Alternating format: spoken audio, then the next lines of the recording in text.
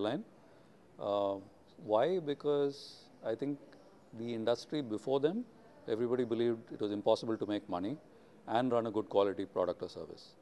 I think Indigo in a fairly short period of time has proven that you can actually have a top quality world class carrier service. Initially low cost, today you could argue whether it's low cost or not.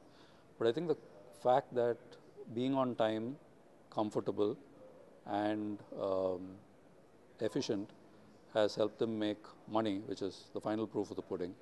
And the results today is absolute evidence that it's possible to do all this. And therefore, I greatly admire them.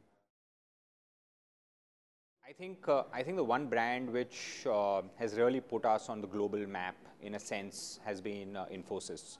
And I think before India and the Indian industry sort of became so well known, this was the one brand in the IT space which really started conquering international markets. And it may not be a classical consumer brand as we know. But just the brand value, just the organization ethos have been extremely motivating. And I really think that I admire the way they've conducted business and just gone about building a very strong international quality standard. And I think for all of those, necessarily, I think Infosys is a very motivating journey, for me. So I really like Infosys as a brand, in the last many years.